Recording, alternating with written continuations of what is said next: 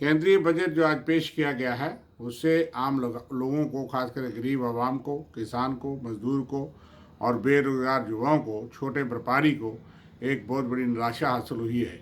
पिछले कई सालों से आर्थिक मंदी में, नोटबंदी के बाद और कोरोना की स्थिति के बाद बहुत से लोग बेरोजगार हो गए। जिनके पास रोजगार था प्राइवेट सेक्टर में, गवर्नमेंट सेक्टर में कोई नौकरी नहीं, और जिस स्थिति से बेरोजगार युवा जूझ रहा था, उसको उम्मीद थी कि इस इलेक्शन से पहले इस बजट में उनके लिए कुछ राहत होगी।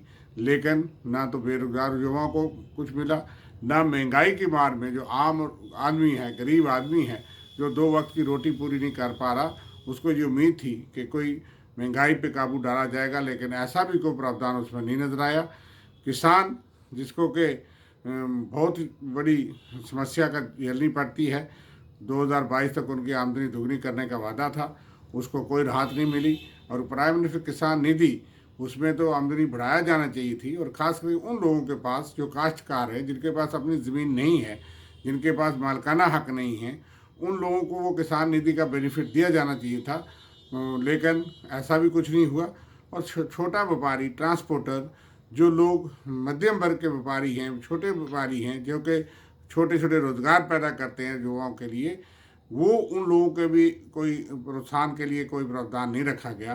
कुल मिलाकर के इस बजट में जम्मू कश्मीर के लिए कोई अच्छी खबर नहीं। देश के युवाओं, बेरोजगार नौजवानों, किसानों, मजदूरों और आम गरीब आदमी के लिए कोई अच्छी खबर नहीं है। और ना ही कोई राहत की खबर जम्मू कश्मीर के लिए खासकर है। कोई प्रोजेक्ट इस तरह के जिससे उम्मीद थी कि पिछले कई सालों से जम्मू कश्मीर की जो स्थिति बनी हुई है उसमें कोई स्पेशल फोकस किया जाएगा, लेकिन बजट में ऐसा कुछ देखने को नहीं मिला। इसलिए फिर एक बार धोखा हुआ है, और इस बजट से कोई राहत जम्मू कश्मीर और देश के युवाओं को, आम लोगों को, गरीब आवाम को नहीं मिलना